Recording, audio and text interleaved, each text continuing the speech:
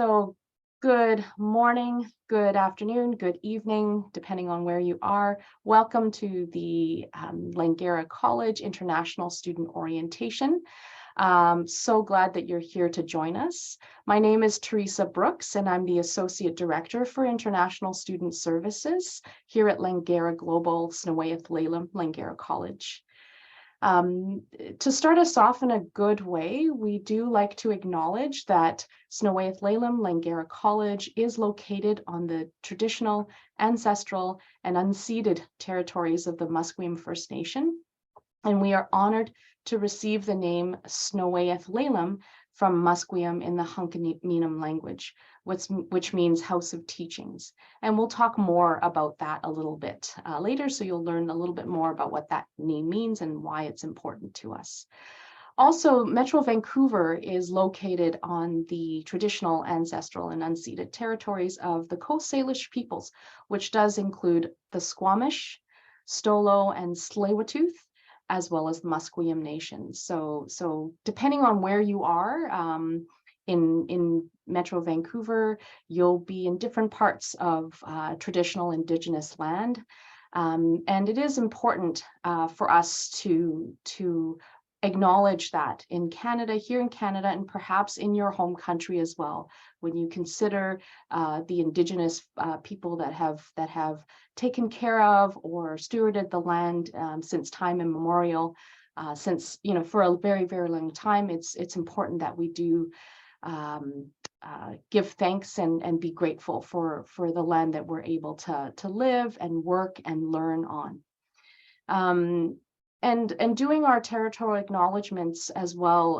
And you'll find that as you move forward in your education and in your time here at Langara College, you'll find that in most public events and perhaps in some of your classes, we will be doing territorial acknowledgements. And you might think, oh, why does this keep happening? Why do we keep doing these acknowledgements? And I've learned over the years that it is, there are a couple of reasons. And an Indigenous educator here, located here in Vancouver, Dr. Ray Aldred, shares with us two reasons, and I'd like to share that with you now. First is that, well, we're all connected to the earth. We're all connected through being here on the land. And we do need to be thankful for the land that supports us and gives us life. And we want to be grateful to the Indigenous peoples who have stewarded these lands for a very, very long time, or from time immemorial, as we like to say. It's also, the land acknowledgement is also a reminder for us that there's always things that we are working through as people to try to move towards justice. And that as settlers and visitors in this land, it is our responsibility to learn about the truth about relationships between Canada and the Indigenous communities here. So you'll find that that throughout your journey here, you'll hear more about that and learn more about that. And really, as people living, or soon will be living here in Metro Vancouver, it is our responsibility to do so, to learn about that. And so with that in mind, if you do want to learn more, you'll see on the screen a couple of websites in the bottom corner. On my right, native/land.ca and musqueam.bc.ca. So if you are already in Metro Vancouver, or maybe you would like to, or what area of Metro Vancouver you're going to be living in, you can go to nativeland.ca to find out what Indigenous territory you'll be living in and learn more about that. I encourage you to do so. Musqueam.bc.ca, of course, is the official website for the Musqueam First Nation, and which is where Sneweith Laylam Langara College is located. And you can learn more about that community and the people through that website. So I encourage you to do that before your classes start, so you get to know a little bit more about where you will be studying.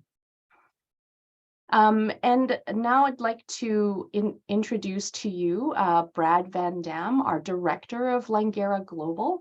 Unfortunately, Mr. Van Dam is not able to join us live today, but he did want to offer some words of welcome. So he has prepared a little video for us to share with you today. So we'll welcome Brad into our space. Thank you.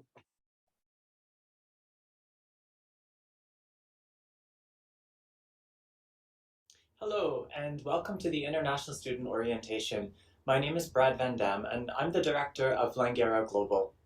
I first want to welcome you to Langara College and to thank you for trusting us with your choice to pursue your higher education in Canada at Langara. For some, this may be the very first time to travel to Canada or to have an international experience. We know you have made sacrifices and have left behind what is familiar and comfortable. This might be your home, your bedroom, perhaps mom's cooking. You've already overcome many hurdles and challenges to get here, and you should be very proud of your accomplishments so far. We're committed to delivering a high-quality education and excellent student services, and to supporting you throughout your education journey at the college. This includes supporting you not only with your studies, but also in your transition to living and learning in a new country and in a new culture. Langara has an amazing group of committed instructors who are experts in their subject areas and want nothing more than to help you achieve academic success. We also have a wonderful group of student services staff who are dedicated to helping you along your journey.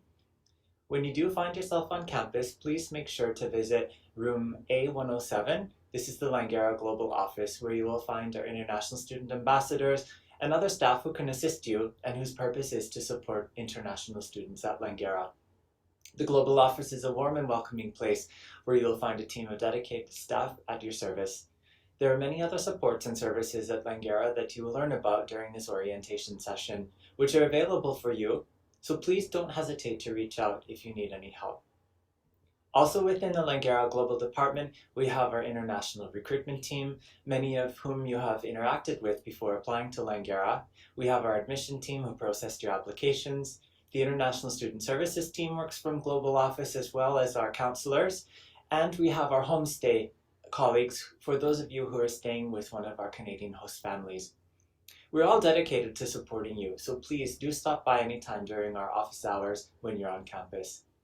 Your international education journey will be exciting. It's definitely going to be challenging, and we hope it will be rewarding and life-changing. I encourage you to focus primarily on your studies, while also taking time to meet new friends, take part in extracurricular activities, and to get to know your new home in Vancouver. You're in the process of becoming global citizens and learning how to interact and work with people from around the world.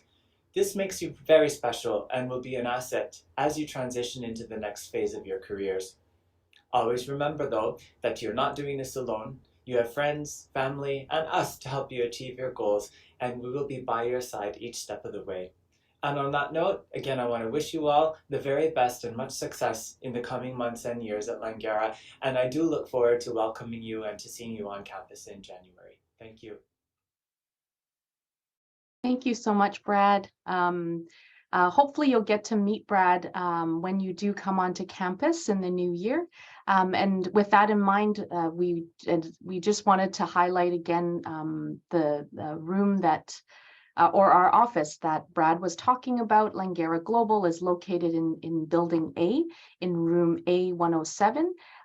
This is a picture of what the front of our office looks like. We're open Monday to Friday, 8:30 to 5 o'clock, and you're always welcome. Our door is always open during those office hours to welcome you. Come in and ask us questions, drop by, say hi. There's a small area that you can sit at and hang out if you like, but we do want to welcome you into our space whenever you're on campus. And also, Brad had mentioned a variety of different support areas that work out of the Langara Global Office, which includes marketing and our recruitment team, our admissions folks, and of course the International Student Services team and we're here to provide service and support to you as current students. And our counseling services are also available to you, and we'll talk a little bit more about that a little bit later. And also for those of you who are still looking for accommodation, you might want to check out our homestay services and see what they have to offer in terms of accommodation and homestay families. So that's a little bit about our Langara Global Office. I am going to now turn it over to Parijat, our International Student Coordinator for Student Experience, to guide you and lead you through the presentation and the orientation today. Thank you, Parijat. Thank you, Teresa. Thank you for welcoming our students and for opening the room for everyone. Hello, everyone. My name is Parijat. I'm one of the International Student Coordinators, and today I'll be your guide. I'll be your host. So my pronouns are she and her, and then we'll dig more into, as we're going through the presentation, that while you will see a lot of us introducing ourselves with our pronouns. That being said, this is what our agenda looks like after I figure out how to work on Zoom, even though we've been working on it for 2 years now. Oh, there we go. We fixed it. This is what our agenda looks like. I also want to take this opportunity to ask you the question, how many of you have attended NSO yesterday, or the new student orientation? And can I request Cherry to put up the poll, please? Let us know with a question of like yes or no if you attended new student orientation, which was hosted yesterday, because based on that, you might see some of the topics are repeated and some of the topics are new. This orientation is focused on the services that you would need as an international student. So we'll focus more into the international student aspect of it. Okay, it looks like there's a lot of students who attended NSO. We'll keep this up for like maybe a couple more seconds. Okay. That's good. Alrighty, majority of you did not attend new student orientation. It's okay, we got you covered. We'll have some of the similar information as mentioned, but not exactly the same as all of them. Thank you for answering the poll. Let's talk about housekeeping right now.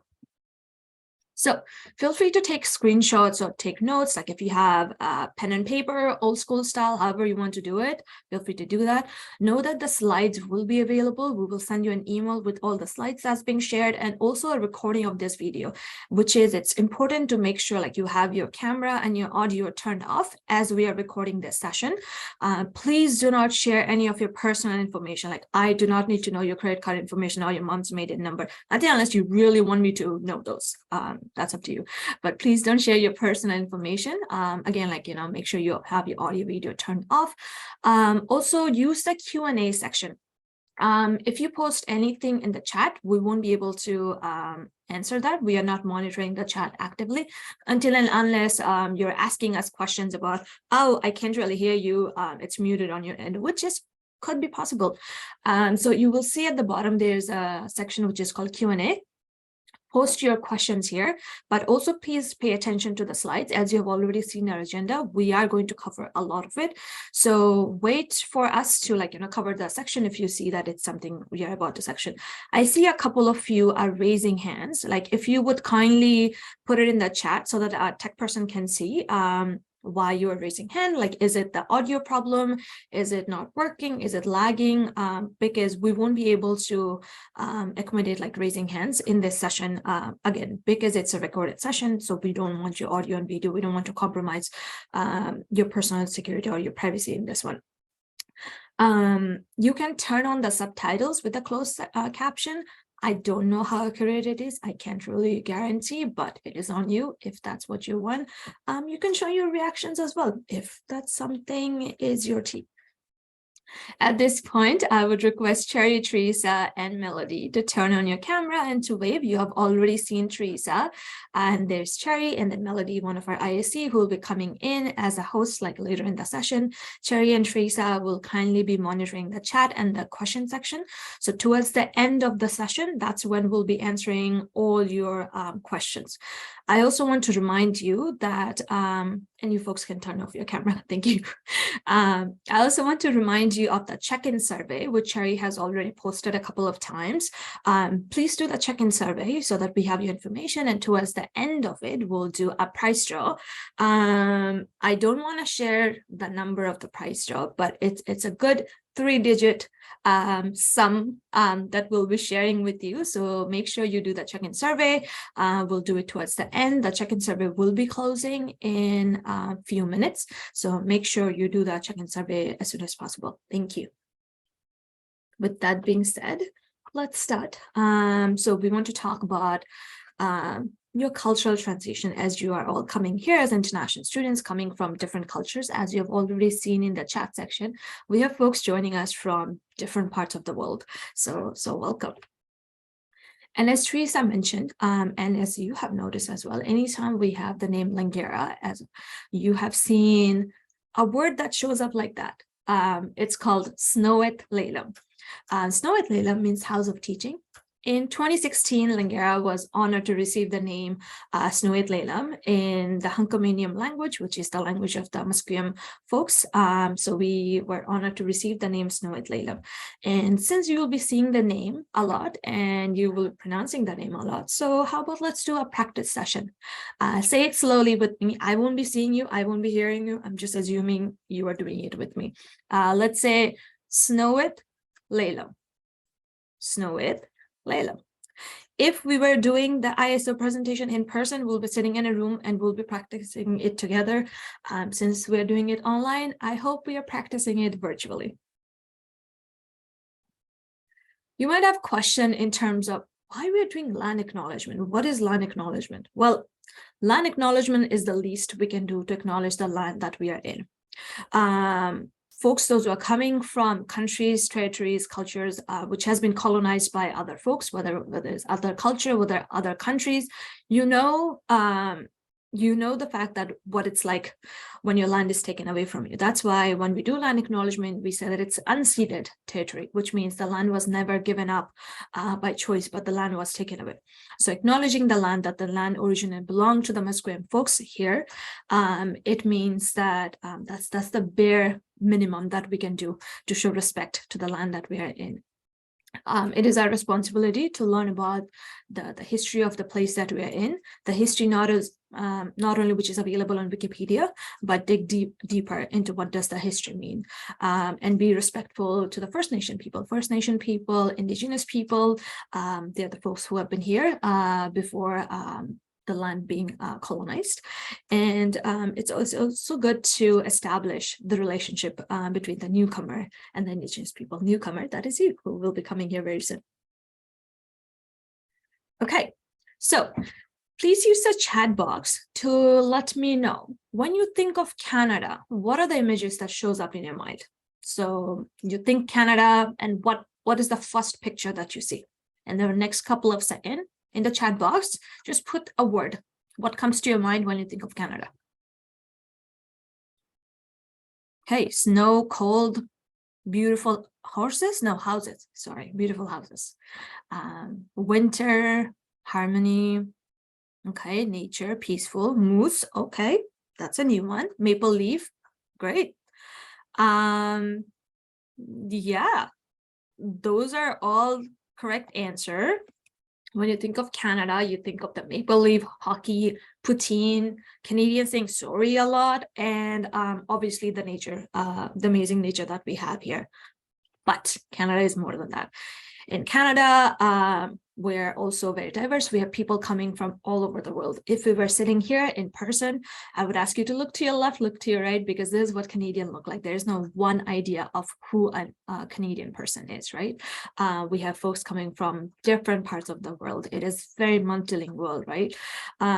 I'm not going to promise that it is the perfect land on earth, because there is no such place, but I'm going to promise that we will try our best to make this experience as perfect or close to perfect as possible for you. Let's talk about Vancouver, also known as Vancouver. It is one of the warmest places in Canada, but it is also one of the wettest. So if you don't like the rain, you have picked the wrong place to be here. It's also one of the most ethnically and linguistic diverse cities in Canada, with 43% of residents, those are born outside of Canada. It's also known as the Hollywood of the North. So sometime if you're in like downtown Vancouver, or if you're going to like North Vancouver, it's very common to see there's some film shooting and everything going on. And if that's something you're interested in, I know they always hire like background artists and stuff. So maybe that's something you want to do. It's also like we have a very diverse terrain as well. Like we have the beach, we have the snow-capped mountains, we have the trails, we also have the city life. You can pick your poison. What do you like best? We also get a snow. In the past, I think if you would have asked this question like a couple of years ago, people would have been like, oh yeah, it's snow like once a year, maybe. Now the answer is different. Now no one knows. Thanks to global warming, it can snow anytime. Who knows? But yeah, so we get snow, we get cherry blossom when it's not raining. We get mild summer when there's no forest fire and when there is no rain. And yes, as you have known, it rains a lot. One of the first thing that I bought after I moved to BC or British Columbia were a pair of rain boots. And yeah, it's I think the most smartest decision I've ever made in my life. So make sure you have like rain gear, you have waterproof shoes, you have waterproof jacket, you have waterproof backpack, you have your umbrella, you have everything waterproof if you cannot waterproof yourself, because trust me, it rains. That being said, like as mentioned, Vancouver is also one of the linguistically diverse cities. So these are the top 10 languages spoken in Vancouver, apart from the official language, which is English and French. So according to the Statistic Canada 2021, which is the latest statistic, so 42.4% of Vancouver residents' mother language, or like their first language, is not English or French. And there are more than 70 languages that are spoken in Vancouver. Does any of the languages that you see here, do you speak any of these top 10 languages? If yes, please use the comment section below. I feel like a YouTuber, like put the comment section below, like and subscribe. Okay, next up is the culture shock. So this design was done by Robert Coles in 1984, and it still is relevant to this day. You can see the motion change and the varying level of acceptance. It changes based on the person. The first stage is called the honeymoon stage, where everything is nice, everything is great. You just came here, you will love it.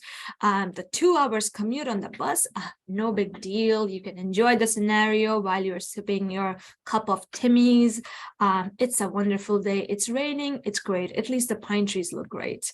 And then you go through the initial shock where you're like, oh my God, I have to stand 1 hour to get the bus. Or if you're taking the car to come here, you're just stuck in the traffic for like 3 hours, and you're just questioning everything, like what the heck is even happening.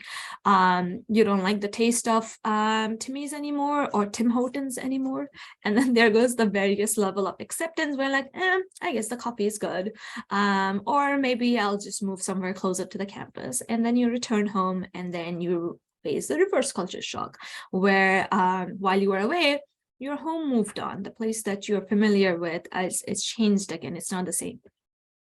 Know that everyone is going through some various or like some level of culture shock. Again, like the time might be different for different people, but everyone is going through. Some of the symptoms of culture shock could be straight. Is having to constantly teach people how to pronounce your name, how to correctly pronounce your name, sometimes settling with the anglicized version of your name, sometimes going with initials, or sometimes just be like, nope, this is my name, pronounce it or not. Feeling of loss, just again, like, constantly like trying to figure out, like, is this the right decision? Did I even come here? Feeling rejected, like, does anything matter? What's happening? Confusion, anxiety, feeling like you're not enough. Know that these are normal. These are normal to go through it. The level of it, again, will change from person to person, but these are normal to go through this kind of level of like culture shock. But while you're at it, be kind to yourself and be kind to other folks as well, right? Recognize that different people have different point of view. These are some things, like some of the steps which is going to help you to accept a different culture or a new culture a little bit better. Accept the idea that it could be possible for someone else to be right. Like, for example, if you come and tell me that mint chocolate chip is the best ice cream in the world, I would politely disagree with you because it's not the best. But again, that's my opinion. You're entitled to yours. I can be respectful about it while disagreeing with you. I can just say, nope, my friend, that's not. But it is what it is, right? And while you're going through different culture shock, different ideas and different concept, try practice saying this, like, I really want to understand your point of view, not judge it, shape it, argue with it, or endorse it. I just want to understand. This will help you understand it, right? You don't have to accept their point of view. Different people have different opinion, like you liking mint chocolate chip and me not liking it. And it's okay. It's totally okay, right? So cultural context, this was coined by Edward T. Hall. This is something I find myself actively using in day-to-day life as I'm interacting with folks coming from different background, right? It helps me understand where they're coming from and also helps me to articulate my thoughts in a different way, right? Again, this is a very generalized. You can see whether you fall under the whole, high context culture or low context culture, right? You can see if the way you define it, like, is your society individualistic or is it collectivistic? Is in your society individual goal and individual accomplishments are seen more as an accomplishment, or is it more about like, nope, family comes first, right? When you're having conversation, do you rely on non-verbal conversation, or are you more about, nope, directly talk about it, right? About space, how do you define space? Like, are you comfortable sharing, maybe like, or standing in line while you're just stuck with each other for the bus, or do you prefer like, no, I have a really big personal bubble, right? So you gotta put it into different contexts. Like, do you fall under high context? Do you fall under low context? Do you fall under somewhere in the middle, right? Understand what cultural context you come from and understand what cultural context someone else is coming from, right? For example, you might be someone who prefers direct conversation, but you're working with someone who comes from a culture where they find it very rude to ask for it directly, right? When you know that this is the cultural context they're coming from, maybe you can work a little bit. You can establish yourself, be like, hey, like, I prefer direct communication, but I also understand that you are from a culture, like, you prefer nonverbal communication. So let's come to a middle ground so that we can avoid miscommunication, right? And this is not something you are only doing in a group project. This is something you're actively doing it in your everyday life. And again, this is just for reference, and this is very generalized, so you can see where you fall under as well. Let's talk about a little bit of cultural expectations. So time management. In some culture, being late is norm. It's not rude. It's not something considered like bad, but that's just the norm, right? Like, if the party starts at 10 o'clock, you will show up at 12 o'clock. While in some culture, if the party starts at 10 o'clock, you will show up at 9:30. And again, it's just a different culture. It's not right or wrong. Here in Canada, especially, I'm going to talk in terms of Langara's perspective. On time is late. So if your class starts at 9 o'clock, you gotta show up at least at 8:45 so that you're ready for the class. 9 o'clock, the class is starting, does not mean 9 o'clock you arrive on campus. Then you are late for the class because your class already started at 9 o'clock, right? So you have to make sure that you are on time, which means you have to arrive early. Negotiation. Here, negotiation is not acceptable, and I can tell you where it is and where it's not. Generally, it's not acceptable, right? But there are some exceptions. Like, for example, you're going for rent, and the landlord or the property manager, they said, this place is for $1,500. And you said, is the rent negotiable? Because it feels like it could be 4,000, and you can talk with them and then you can come up with a number. And if they said, nope, it's a fixed price, we are not going to deal with it, then that's it. Move on. Buying cars. sure, negotiate. Sometimes salary as well. Not if you're starting at the minimum wage salary, then usually they are not negotiable. But if you have a lot of experience, you are going for a higher up position, a manager level position, you can be like, hey, I think I deserve a better salary. Can we negotiate about the salary? Right? It's totally acceptable. Not acceptable is your grade. You cannot go up to your professor and be like, you give me an F. Here's $100 bill. How about you make it a D? No, that's not how it works. Please don't do that, because that's highly disrespectful to the professor, but also to you as well, right? Do not negotiate your grades with your professor. What's the grade is the final grade. If you think you deserve a better grade than what you did, sit with the professor, have a conversation with them, and be like, hey, I think I have done a good job. I think I deserve better marks. Can we talk about what went wrong so that I can be better prepared for next term, right? Obviously, have that conversation, but do not just ask them or demand for a higher grade. That's not how it works. If you go to stores, most of the stores are fixed price. You can just go there and be like, hey, can I just pay $10 for this $100 place? I remember for me, I went to store at a place it was you got to negotiate. That's the culture, that's the norm. I went there and I went to buy a t-shirt, and then the storekeeper said that, oh, it's $100 for the t-shirt, and I was like, nah, I'm gonna negotiate. I was like, I'll pay you $90. And the person is like, how about 95? And we settled. I was like, great, we'll just take it and I'll leave. I was so happy and so proud. I went home, I showed it to my mom and be like, Mom, look, I negotiated. I got this t-shirt for 95. And she's like, that's $20. Why would you spend 95 on it? So yeah, in some cultures, negotiation it's the norm. It is what is accepted of you. But here, unfortunately, not everywhere you can negotiate, which works out for me because I'm terrible at it. Tipping. It is accepted of you to tip 10 to 20%. Where should you tip? For example, you're going to eat out at the restaurant and you like the service, tip them. You are using Ubers, or you're using rideshare, you are going for a haircut, those are the places you tip. Or you are doing food delivery and then you tip the person, right? 10 to 20% you tip them. But if you are just doing a pickup at a restaurant, generally you are not really accepted to tip there because you're just picking up your food. You're not going to sit there and you're not going to use their services. Public transportation, here you will see that people stand up in line. So don't just cross someone and just get on the bus or get on the train and stuff. Stand in line, stand in queue, right? People are standing there. Also, another thing is that when you're using the escalator and the train station and stuff, the norm here is you stand on the right and you leave the left-hand side for people, those who are walking up, those who are rushing up, those who are running late and they just have to run. So if you're not walking, then you stand on the right side of the escalator so that people can walk. During rush hour, if you're just standing on the left-hand side as people are trying to pass by you, people will be very angry. Please don't do that, especially me. I'm always running late. And another thing, which is a cultural expectation, is ask for help. Ask for help when you need it. Because if you don't ask for help, no one is going to know what is going on, right? So make sure you ask for help when you need it. And understand the concept of consent, which means no means no.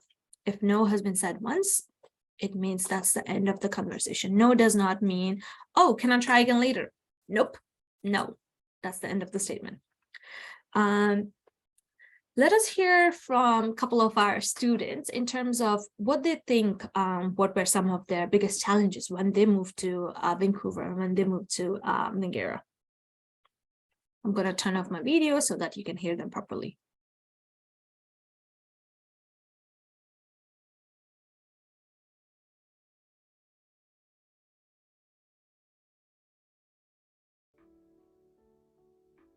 When I first started studying at Langara, I felt a bit lost, and I found this Langara Student Success course, which was actually really helpful. I learned about the resources I have available, a lot of resources, and I understood how things works. And when I still have questions, I just go to Langara Global and talk with the student ambassadors. And sometimes when I have more complex questions or problems, I talk with my international student coordinator. One of the challenges that I faced when coming to Canada was trying to find a job in my area of expertise. And I didn't hesitate to look for entry-level positions, even though they were not in my field of expertise. I think students should do the same. I truly believe that every job has its values, and besides making some money to cover your daily expenses, you have the chance to meet new people, you have the chance to network, and to have that first Canadian job experience that many employers are looking for. So in Vancouver, it rains a lot and there are so many people, but there is a hate crime. One day, I was walking to home from downtown. A stranger approached me and suddenly said, "Go back to your country."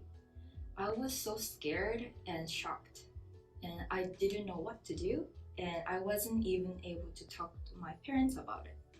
And from that experience, I learned that there is a good side and bad side of Vancouver.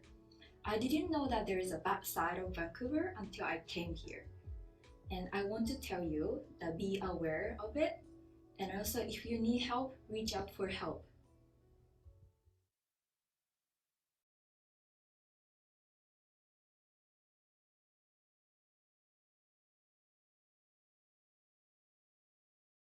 Those were some of our students, those who wanted to share their experience, because since we're not doing it in person, otherwise we would have like a live student panel, those who would be sharing as students. Okay, let's talk about professional communication. So when you write an email, make sure you give the place at least like 2 to 3 business days to response. Business days does not count Saturday and Sunday. So which means if you send an email on Friday, you won't be getting a response on Monday, because that not Saturday and Sunday does not count as business days, right? Respect the boundaries, right?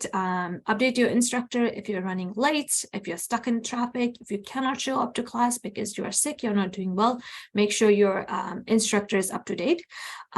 Also, when you're writing an email, please do not write in shorthand or acronyms. Please do not write "How are you" and "Good morning," LMK and GTT. Like, don't write it in that way, please. I think I'm going to take a bold assumption that everyone has access to smartphone. If not, at least everyone knows how to spell out. I mean, of course, you are in college right now. So please spell out everything. In terms of greetings, it is very common in many cultures to start your greetings with like "Dear Sir" / "Ma'am," which is not completely incorrect, but please do not go with the assumption that the person who is receiving on the other end is a sir or a ma'am. You recall, like when I introduce myself, I use my pronouns. That's something is very common here, or becoming more common. You will see more and more people using their pronouns. That's because not everyone identifies with he or her pronouns, right? There are more genders in the spectrum. It's not just male and female. There are more people. Those exist. So that's why do not limit your greetings to just sir and ma'am, because again, like, not everyone identifies as that. What you can write is that you can just write "dear" or "hello," and then just write their name. If you don't know their name, you can write the department. Like, for example, if you're writing to us, you can just write "Hello, Langara Global." Or if you don't know who you are sending it to, common practice is "to whom it may concern," right? So you can just write in that way. Now that we talked about email and you're already pro at it because you paid complete attention as I was talking about emails, let's do a test. I have shared 2 samples with you in the chat section. Let me know what is wrong with this email. If you were to receive this email, how would you react to it? Please let me know. You don't have to write a paragraph. Like, 1-line answer is fine for this one. In the chat, please let me know what do you think is wrong with these 2 emails, or how would you react if you received them?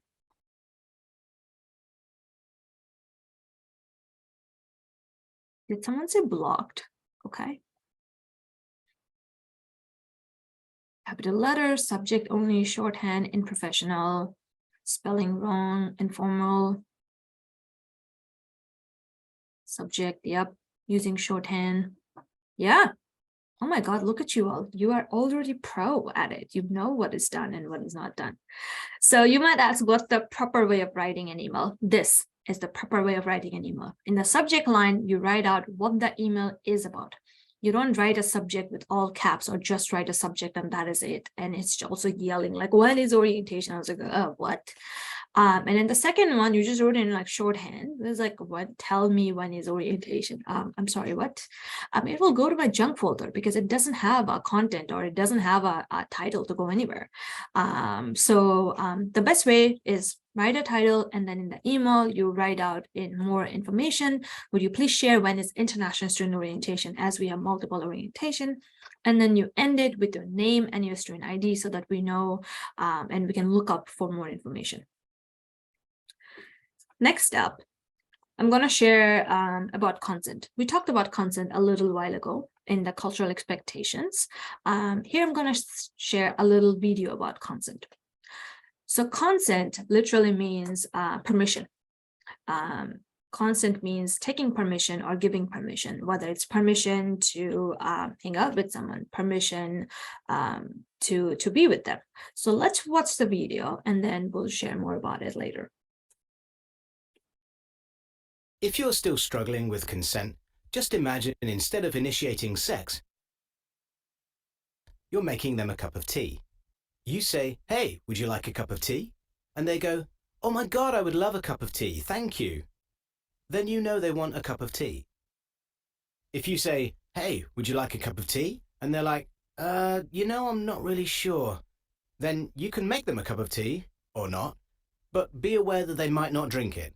And if they don't drink it, then, and this is the important bit, don't make them drink it. Just because you made it doesn't mean you're entitled to watch them drink it. And if they say, no thank you, then don't make them tea at all. Just don't make them tea. Don't make them drink tea. Don't get annoyed at them for not wanting tea. They just don't want tea, okay? They might say, yes, please, that's kind of you. And then when the tea arrives, they actually don't want the tea at all. Sure, that's kind of annoying as you've gone to all the effort of making the tea, but they remain under no obligation to drink the tea. They did want tea, now they don't. Some people change their mind in the time it takes to boil the kettle, brew the tea, and add the milk. And it's okay for people to change their mind, and you are still not entitled to watch them drink it. And if they are unconscious, don't make them tea. Unconscious people don't want tea, and they can't answer the question, do you want tea? Because they're unconscious. Okay, maybe they were conscious when you asked them if they wanted tea, and they said yes, but in the time it took you to boil the kettle, brew the tea, and add the milk, they are now unconscious. You should just put the tea down, make sure the unconscious person is safe, and this is the important part again, don't make them drink the tea. They said yes then, sure, but unconscious people don't want tea. If someone said yes to tea, started drinking it, and then passed out before they'd finished it, don't keep on pouring it down their throat. Take the tea away. Make sure they are safe, because unconscious people don't want tea. Trust me on this. If someone said yes to tea around your house last Saturday, that doesn't mean they want you to make them tea all the time. They don't want you to come around to their place unexpectedly and make them tea and force them to drink it, going, but you wanted tea last week. Or to wake up to find you pouring tea down their throat going, but you wanted tea last night? If you can understand how completely ludicrous it is to force people to have tea when they don't want tea, and you are able to understand when people don't want tea, then how hard is it to understand when it comes to sex? Whether it's tea or sex, consent is everything. And on that note, I'm going to make myself a cup of tea.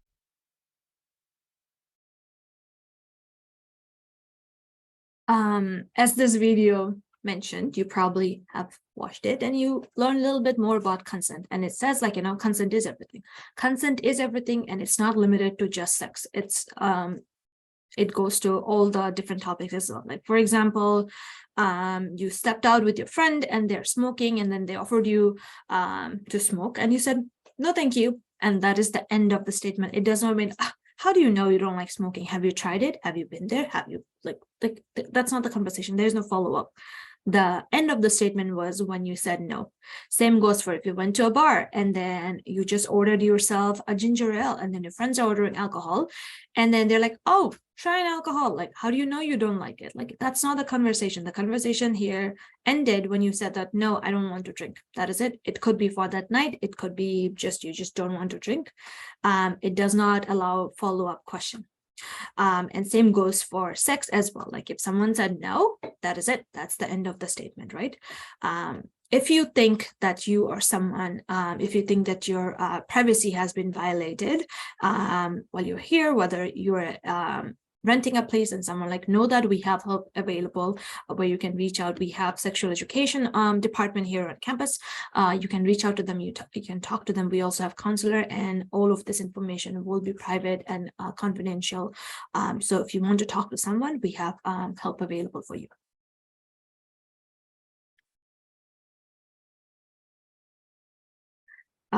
Now let's talk about getting ready.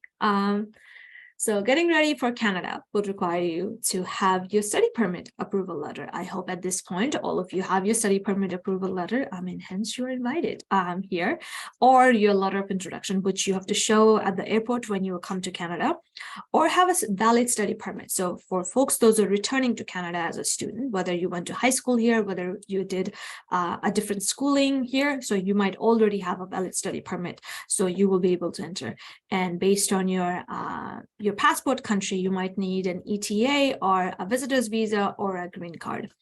As of right now, we do not need any travel letter, which is not required, which was required during COVID time.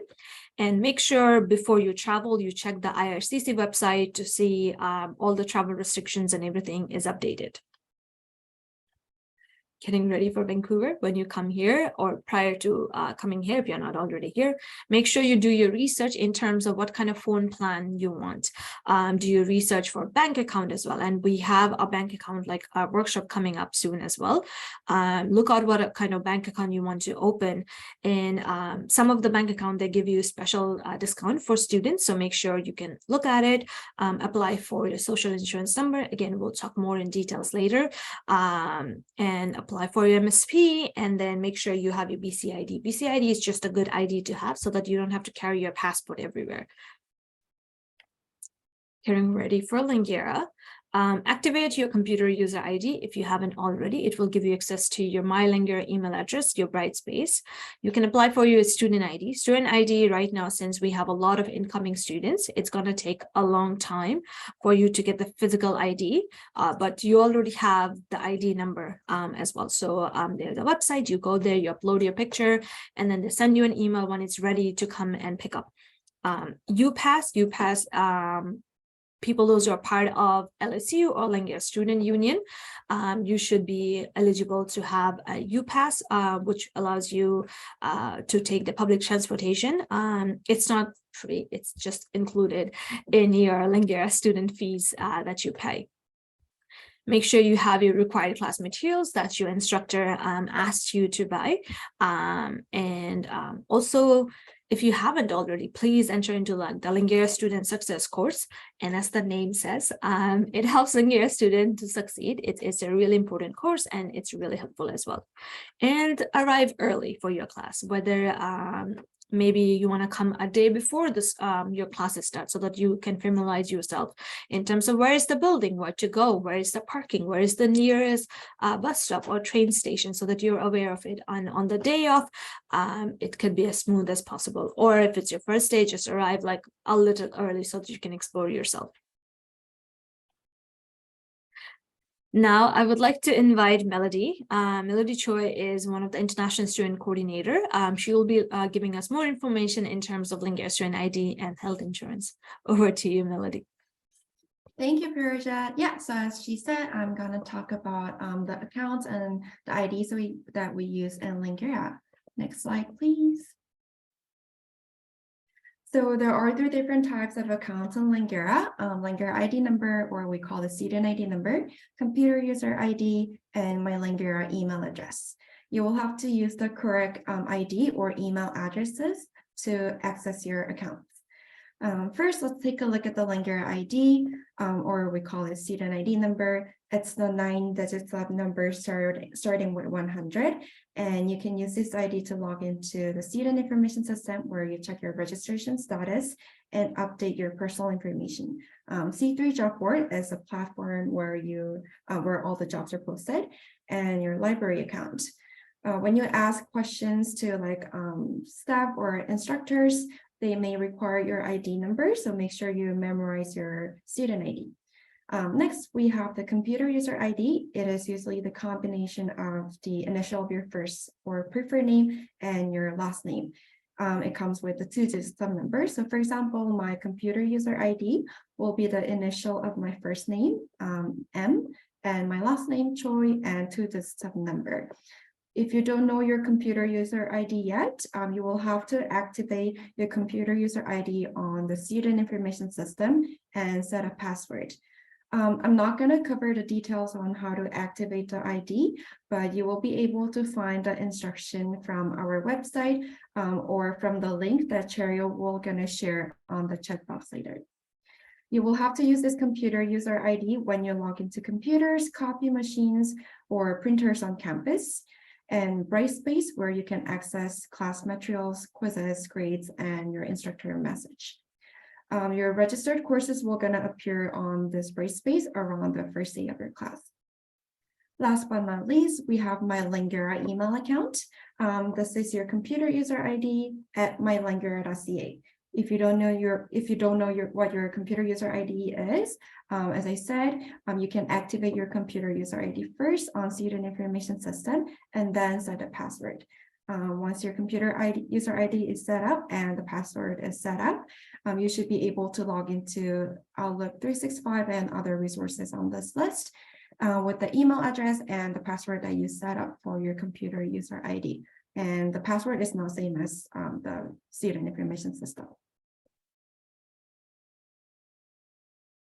And the next slide, okay. Since some of you already attended the NSO, I will just briefly talk about the computer user ID, and Cherry will also share the link in the chat. So you can log into the student information system with your Langara number, starting with 100, and the password will be the first last initial dash your date of birth. If your password is disabled for your student information system, you can email international@langara.ca to request a password reset.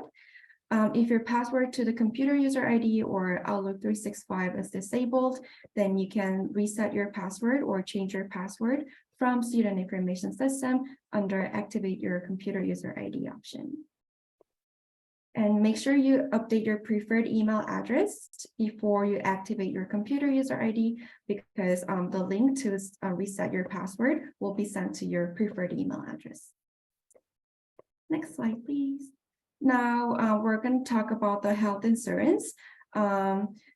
Just want to give you a heads up that most of this information is available on Langara Global website under resources and health services tab.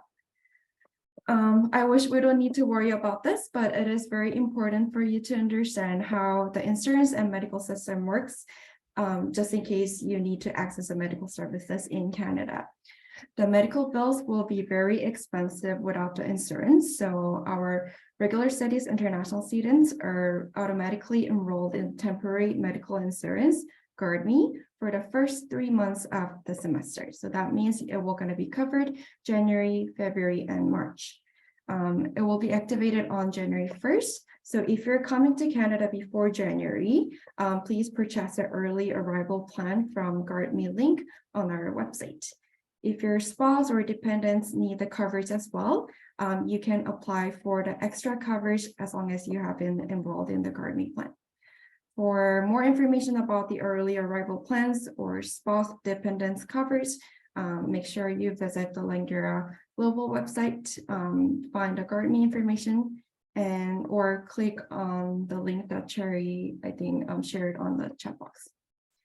If you already have the MSP that is valid from January 1st to March 31st, you may be eligible to opt out from the GuardMe, and you can submit the opt-out request form on the GuardMe website as well.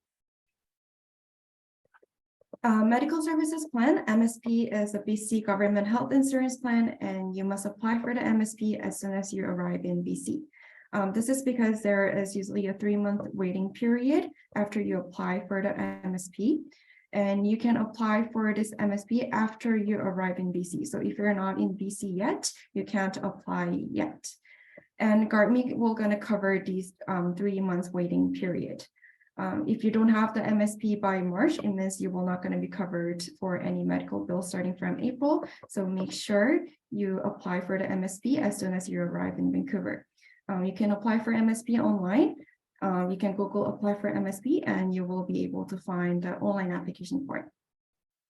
MSP is not same as the GuardMe. It covers all the basic healthcare like clinic, emergency, or hospital visits.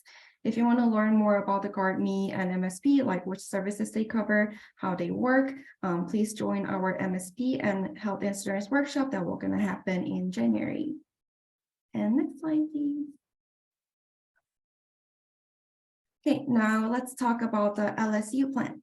All the students who are members of the LSU are automatically covered by the LSU Health and Dental Plan.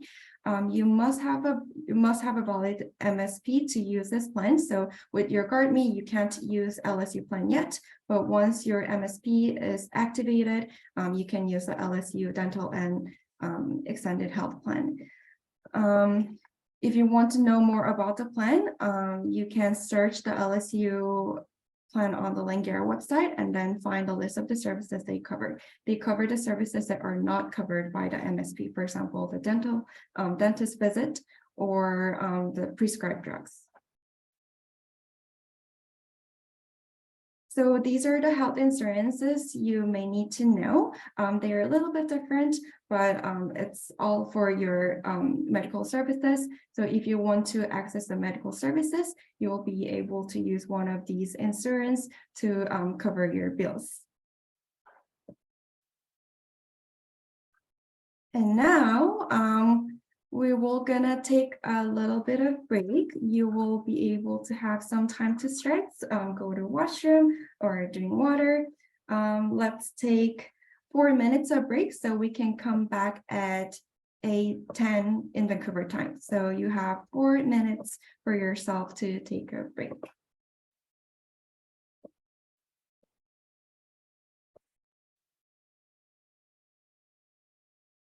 So take some time to stretch, go to washroom, drink water if you want. And now we have 3 more minutes.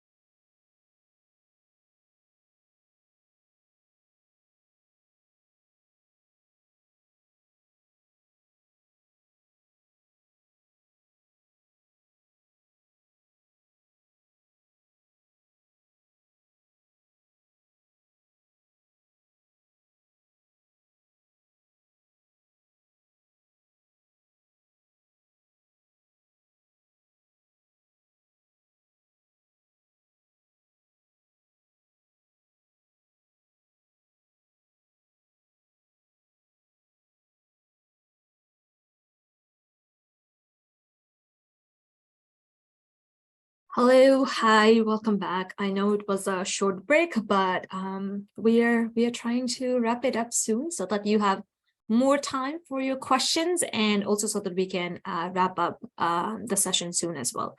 That being said, if you have any question, please use the Q&A section, and we're compiling all the questions which we'll be answering towards the end. If you put it in the chat box, we are not monitoring the chat box, so we won't be seeing your questions. So please use the Q&A section, and again, like as a reminder, do not share your personal information in the Q&A section.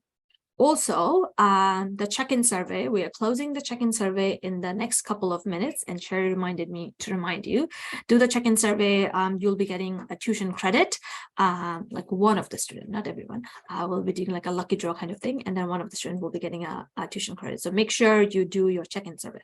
Okay, let's get back to business.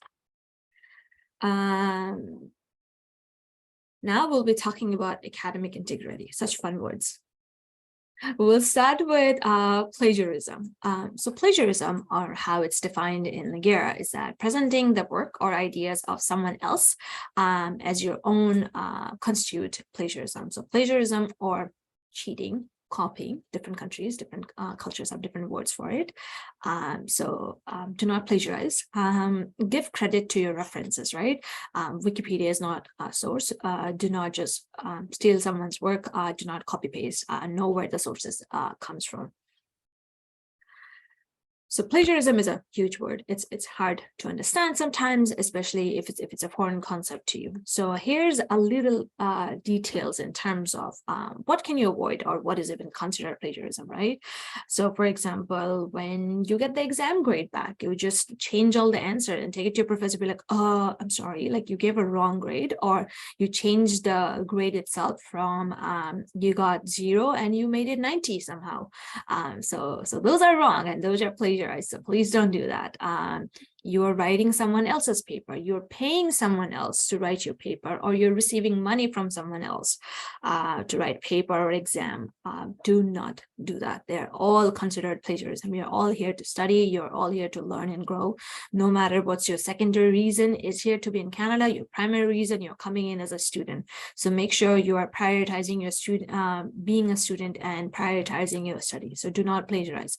Do not try to find shortcuts, because trust me, they are not really shortcut. You will end up getting a lower grade, or maybe even expelled. Plagiarism is a huge thing here. And once you do, all the money, time, and effort that you've spent to come here and get to the place that you are at, everything will be lost. And trust me, it's not worth it in the long run. Just don't even attempt it. Do not just forge someone else. When you're writing something, if it's someone else's idea, give them the credit that it is someone else's idea, right? It's just the decent thing to do, and also it's the right thing to do. So do not plagiarize. These are only some of the examples. Now that we have talked a little bit about plagiarism, I want to put you into a test. So I'll be reading out a couple of scenarios, and then I'll putting up a poll in yes or no. You will let us know if you think it is a scenario where the student has plagiarized. In scenario 1, there's a student who was an art student, and then for their assignment, they thought that they designed a very cool design, like based on the memory. And they have never copied it from someone because it's just based on memory. They didn't look up for what the design looked like. And but the instructor recognized the design as a logo, which is very common. So and the instructor reported the student, and the student failed and got expelled. But the student is confused, be like, I never copied from anyone. So in yes or no in the poll, which will show up shortly, let us know if you think it's a case of plagiarism. I mean, the student didn't know it was based on memory, but the instructor thought it was plagiarized. So what do you think? Okay, I'll give you a couple more seconds. Hoping everyone is awake and with us at this point. I know it's been long. Okay, I'm gonna end the poll now. Look like majority of you said yes, and It is, yes. You should not copy. When you submit something, make research and find out actually, is it actually from your memory or it's a logo that you saw on your phone or something? I mean, I understand you also took a bite of the apple and that's how it looks like, but it's also a patent logo. So don't just draw like half-eaten logo, half-eaten apple as the logo. Okay, next scenario. A group of students, they were working on a project together and they were all in the same class. They got the same topic for the assignment, but then they all submitted their own assignment, right? But the professor thought they copied off from each other. So the professor reported all of them. Like, for example, you are writing an essay about mango, right? Everyone was writing essays about mango, and then you talked about how mango reminded you of your grandma and the amazing mango chutney that she makes, and you wrote about it. And then someone else wrote about their grandma, and someone else wrote about mango chutney, and someone else wrote about mango chips. Since you were sitting together and you were talking about it, and when the professor saw it, they're like, you all copied from each other, and then they reported it for plagiarism. So in yes or no, let us know if it is a case of plagiarism. Can hearing someone's idea, being inspired, and writing that idea could be a case of yes or plagiarism or not? Okay. Looks like about 90 of you are active and awake, which is always a good number out of 138. At least some of you are with us. All right, so majority of you have said yes. So yes, it is a case of plagiarism, even though you did not directly copy it from each other, but you did take each other's idea to write your own essays or assignment. The last scenarios, now that you're all becoming expert in understanding plagiarisms, the last scenario is you are doing a group assignment. Everyone was responsible for doing their part. You did your part. You know you did the best part. You made sure nothing was plagiarized. Everything was correct. You coded everything. You gave reference to everything and you submit your assignment. And then you find out one of your teammates did not double check their content and they just copy pasted from Wikipedia, and your professor failed all of you. So now, do you think this is a case of plagiarism? And yes or no, let us know if you think it's a plagiarism. It was a group assignment. You were supposed to submit it as group assignment. It's not individual assignment, but you did your part correctly, yet you failed the course. So is this an example of plagiarism?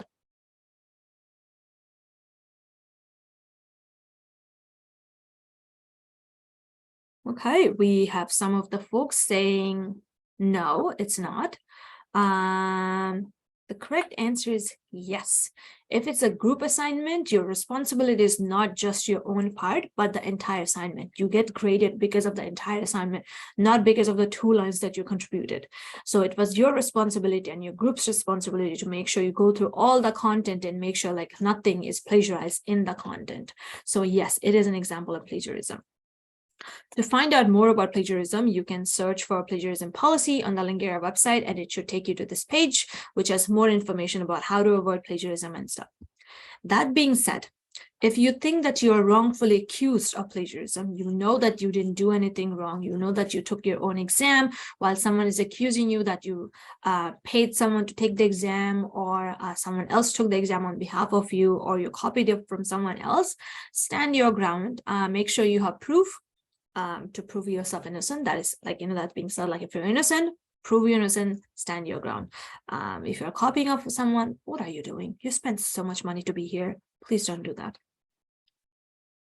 Next up, let's listen to a couple of our students in terms of what were their academic expectations and expectations from Langara College when they came here, and what do they realize it?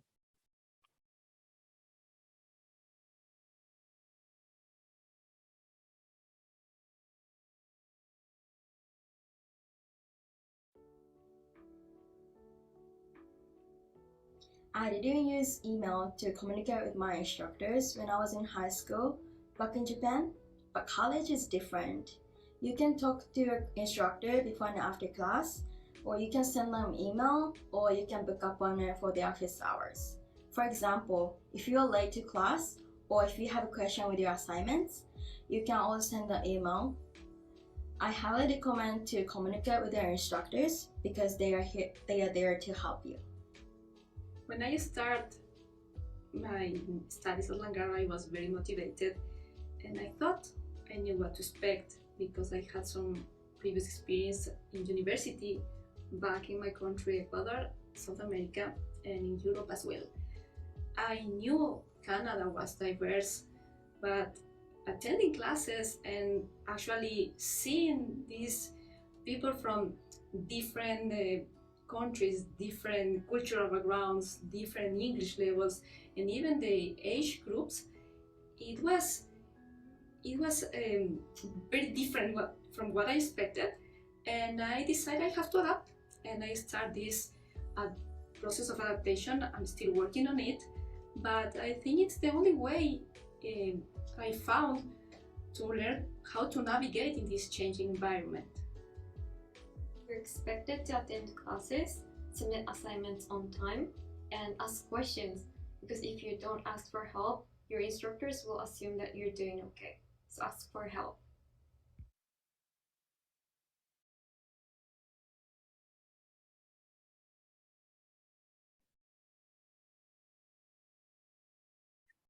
Hope this videos were helpful for you to look at the students and share their expectations. Like, they all are international students.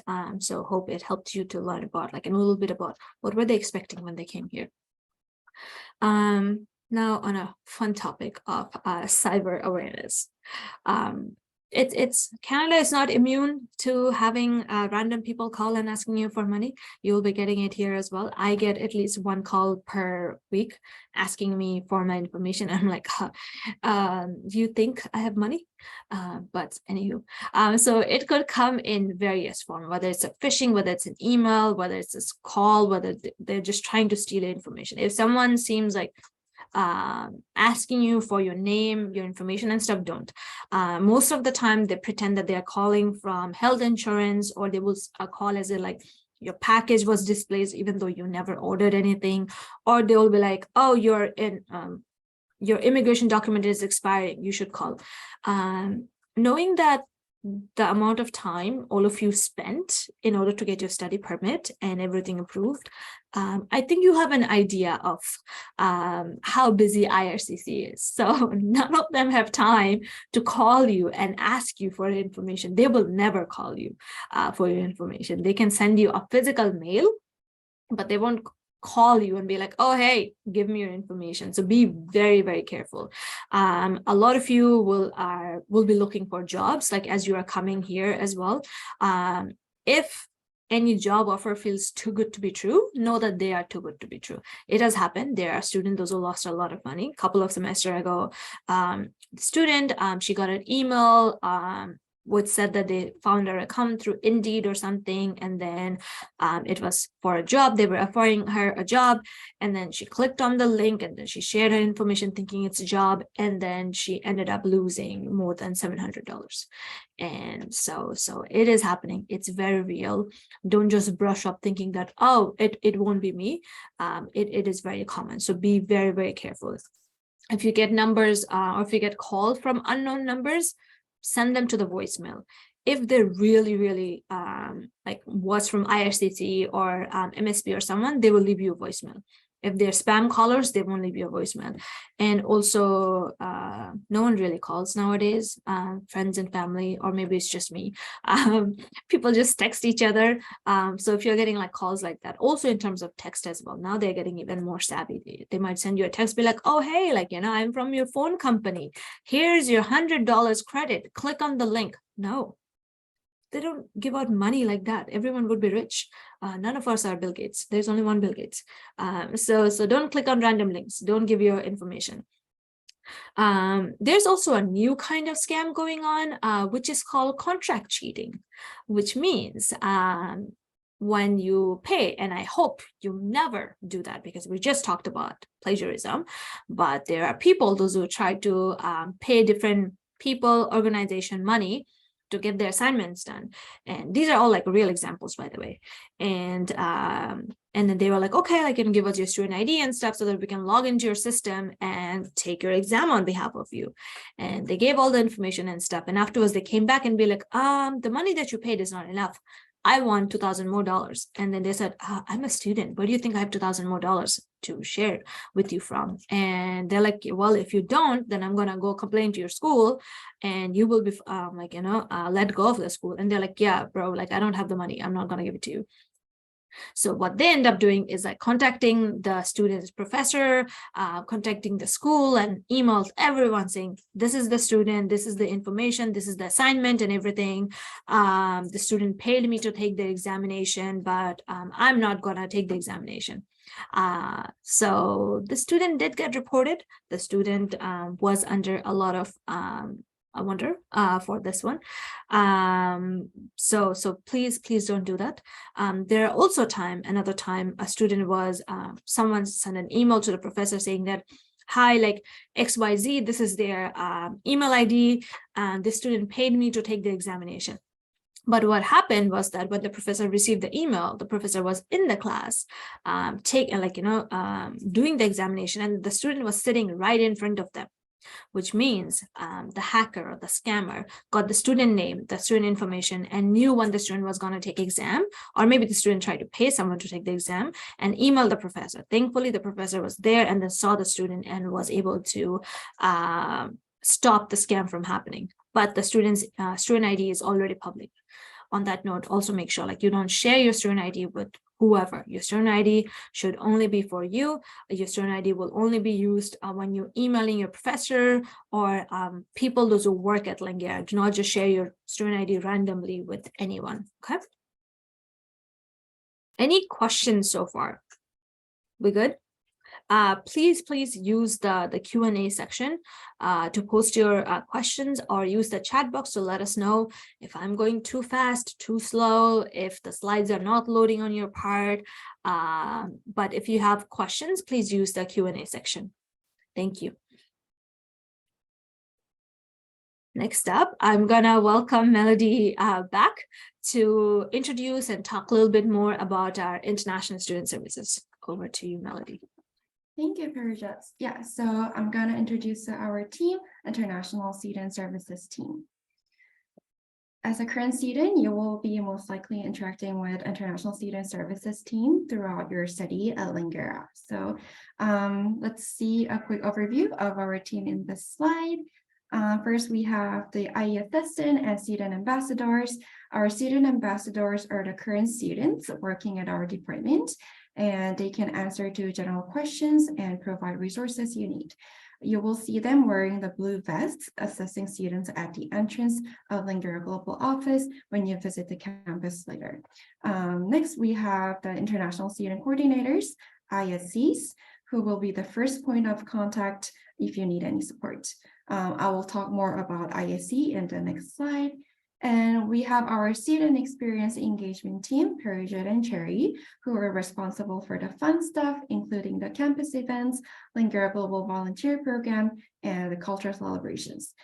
For the cultural celebration, we have one coming up in January, which is Lunar New Year. And they also take care of Langara Global Instagram account. Make sure you follow Langara Global Instagram account so you don't miss any latest updates and reminders of workshops, cultural events, engagement opportunities, and some important information. Next, there are two counselors in, can we go back to the previous slide? Yeah, we have two counselors in the counseling department who is designated to international students. Counselors will be your go-to person if you need any personal, academic, or even career counseling. If you feel anxious, homesick, and lonely, you might want to speak to a professional, and the counselors will be the one you want to speak to. You can book an appointment with a counselor by emailing them, and for academic advising, they can also help you with university planning and course planning. Next slide, please. During your study at Langara, you will have a number of questions like course registration and course planning. As I mentioned earlier, International Student Coordinators, ISCs, will be your first point of the contact and will be more than happy to answer your questions, help you navigate registration system, and advise on things like prerequisites. And among 6 of us, we have 4 immigration advisors, June, Manor, Purna, and Najera. They can help you answering to immigration-related questions like study permits, visas, and postgraduate work permit. Each student is assigned to a specific ISC, and you can find your ISC information from the email you received when your registration hold was removed. If you don't know who your ISC is, check your email or contact Langara Global Office so we can let you know who your ISC is. We do provide supports both in person and online. So if you want to speak to an ISC online or book an appointment, you can email your International Student Coordinator. Next slide, please. Yeah, I will now share some of the key immigration information that will be helpful for you to know. As you may know, immigration information can change anytime, and the best resources for the up-to-date information will be the official Immigration, Refugees, and Citizenship Canada, IRCC website. We know sometimes it is complicated to understand and navigate through the information. That is why we have immigration advisors available. If you have any immigration-related questions, don't hesitate to contact us. I'm not going to go through everything. I will just going to briefly tell you the information you may need to know. There are some responsibilities that you have to you do have as a study permit holder. You have to be enrolled in a designated learning institution. Langara is one of the designated learning institution, and while you're studying, you might need to be registered as full-time or part-time. You may be eligible to take your scheduled break.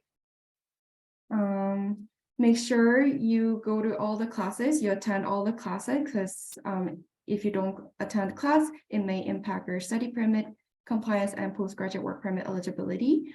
If you have any questions, or if you think about withdrawing or dropping from the course, before you go ahead, make sure you speak to one of the immigration advisor to see if there would be any impact on your immigration status. And next slide. If there's any change in your post-secondary institution, you have to inform IRCC. You are also expected to know when your study permit expires, and your study permit expiry date should be indicated on your study permit. If you think your study will not going to be finished before your study permit expires, then you can apply for the study permit extension. So make sure you check your expiry date so you can apply for the study permit extension before your study permit expires. Also, you have to be aware of the expiry date of your passport. If your passport will gonna expire while you're in Canada, you have to apply to extend it or get a new one at least 6 months before it expires. If you have any more questions about immigrations, you can always email us so we can refer your question to the immigration advisors. And some of you may be interested in working in Canada, off campus or on campus. You have to check your study permit to see whether you are eligible to work in Canada. There should be a condition written on your study permit. You have to be a full-time to be eligible to work, and you cannot work before your semester starts in January. So you cannot work in December. You may be eligible to work once your semester starts in January. You will require a SIN number, social insurance number, to be eligible to work in Canada. We're going to have an information session on social insurance number, and you will be able to learn how to apply for the SIN number, the important information you need to know about the SIN number on December 20th. So if you're interested in attending this workshop, you will be able to find more information about it from the Langara Global Events page. And some of the students may be eligible to take a scheduled break. So scheduled break is like your semester break. You have to be registered as full-time student. That means you have to be registered in 9 credits before and after the scheduled break. If you're interested in taking a scheduled break later on, please speak to your international student coordinator to see whether you're eligible to take it or not. Next slide. Now let's talk about the postgraduate work permit.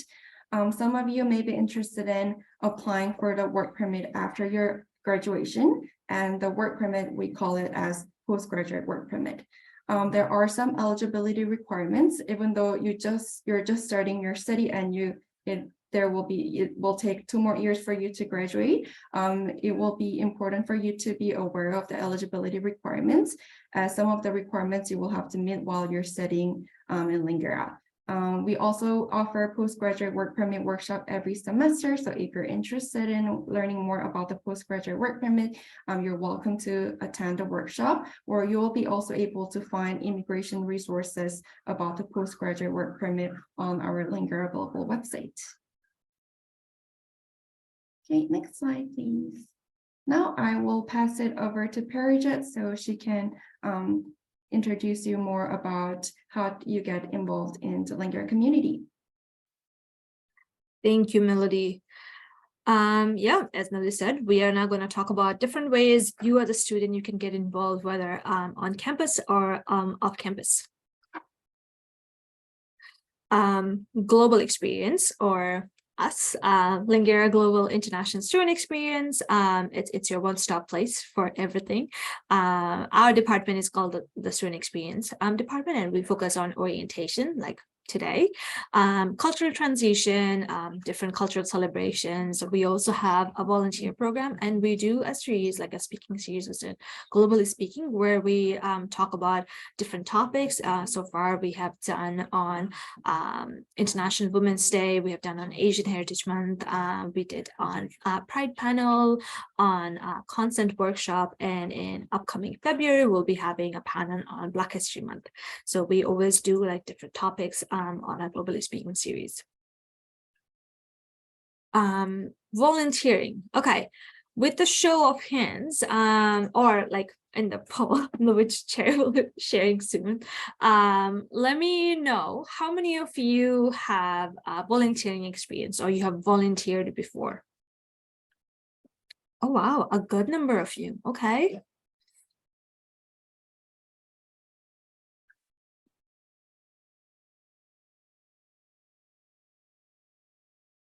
Okay. A majority of you have volunteering experience, which is amazing. So why you must volunteer? Volunteering has many benefits, right? It feels great to volunteer. It's an opportunity to meet new people, especially when you are in a new community and you are trying to figure out different things. So volunteering is a great way of like meeting people. It's also a great way to enhance and develop new skills, leadership experience, and study says it also boosts your mental health. It can be your first reference to like Canadian work experience, where you're working, you're learning, you're also networking with people, right? One of the networks could be where your future like workplace, who knows? They also could be a great reference. Reference is something you would need when you apply to any job. So while volunteering, it could be one of the good ways to get those references as well. And again, like it looks great on your resume, but please don't do it for your resume. People, those who are considering university change and stuff, volunteering is something which looks amazing in your application, in case you are thinking about it. Also, when you're applying for a lot of scholarships or fundings and all, when you have volunteering experience, you are giving preference, or some of the scholarships are based on your volunteering experience. So please don't take it lightly. And here I can talk about like different ways that you can volunteer. We have our own volunteering program, like Langara Global Volunteering Program. It's a 1-year commitment. Any student can be part of it, and we train you in terms of how to be a volunteer. We also have Bolt members. We have iGuide mentorship, and I think their application is already open for iGuide. We have peer mentor. We have different clubs, and you will see like we will have clubs day. during our back to school. So I think like second week of January, we'll have Clubs Day. And there are also off-campus opportunities as well that you can seek out to, whether it is different religious institutions or nonprofit institutions that you can look up, and then you can find like different off-campus organization. Let's ask our student volunteers in terms of how do they get involved, whether in Langara or whether it is in the local community around here.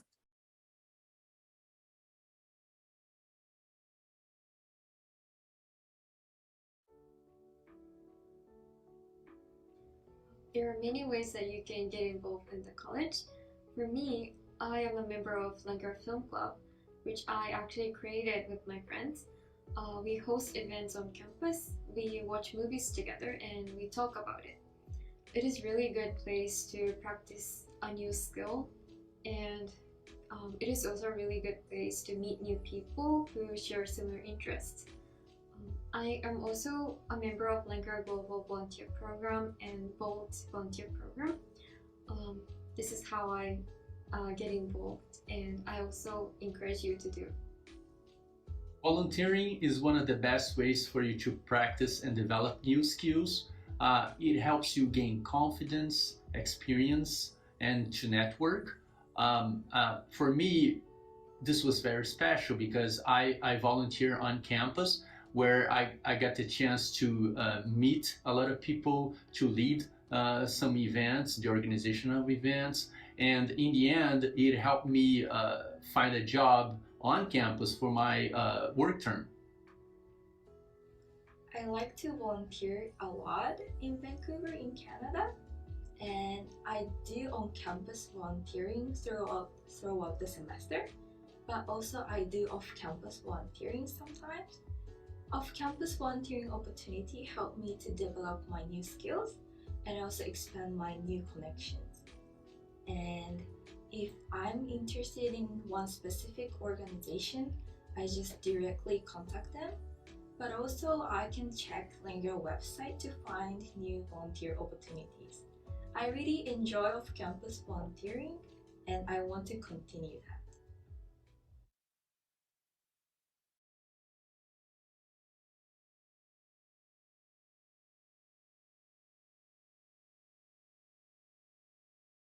Okay, now that you might be wondering, okay, I am all pumped up about volunteering. How do I get involved? How do I take part? Why did this pop up again? All right. We have different events and workshops coming up, and this is only for the first 2 weeks. We have more, which you can find on the Langara website as well when you search for it. December 20th, we are doing a SIN workshop, or like social insurance number workshop. We are doing it for new students or like new immigrants, and you can take part in the workshop to learn more about how do you apply for your SIN, so that when you're here in January, that you have more information, you're a little bit ahead of the curve. And it's a virtual session, so you can join it from anywhere in the world. We also have different other activities and coming up as well. And also, I also want to formally invite you for our winter social, which is happening in January 12th. It will be an in-person session in the afternoon. Again, you will find more details later. Please come join. We'll have prizes. We'll have games, and you can interact with different students, faculty, and staff that are attending the sessions. Couple of important dates to keep in mind is that our office, or like the college, will be closed between December 23rd to January 2nd, and so is our office. So if you send us any email, or if you try to call us and contact us during that time, we won't be able to answer your queries. So our last working day is December 22nd, but on December 22nd, our office is closing early as well. Your last day for like drop-off courses with like 100% tuition refund is on January 3rd, and your first day of classes, if you're regular study students, which I'm assuming all of you are, hence you're part of this orientation, would be January 1st. So I'm hoping I'll be seeing all of you in person sometime in January. For information, you can go to the Langara College's website, just search for langara.ca, and it should take you to a main page. And you see that magical search option at the top, where you can search anything, you will find information about Langara College. Sorry.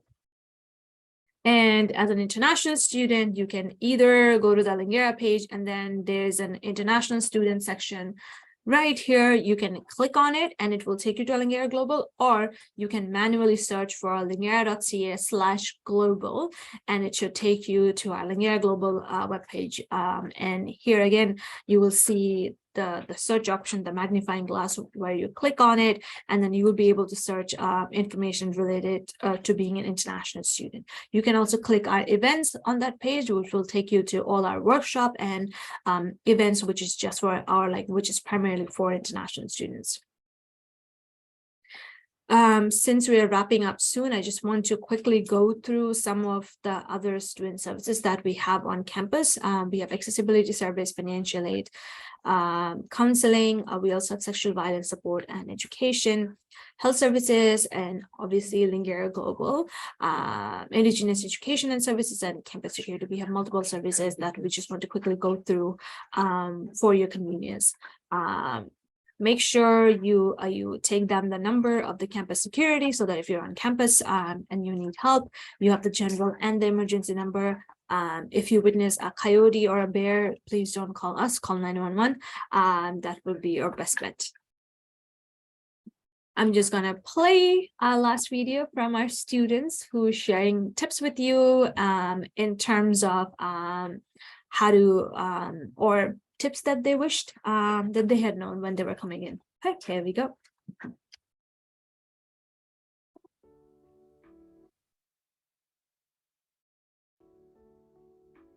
My advice to you is eat well, sleep well, and learn to take care of yourself. The college has so many resources and services available for students. Just use them. Take advantage of all these services that are available for you and have a great experience. Do not push yourself too hard and reach out for help and enjoy. You have so many resources, use them. And whatever you do, do your best. Be yourself and enjoy. 自分らしく楽しんでみんなで頑張ろう。That was our volunteers, and they're also excited to see you very, very soon. This is our Instagram page where we share most of our upcoming updates and our information about different workshops and events coming up. If you haven't already, please go to Langara Global and join us on our Instagram. And yeah, please, my paycheck depends on it. Apparently. Also, you can search for langara.ca/global, where you can find more information about Langara Global. At this point, I want to thank you for joining us and stop our recording.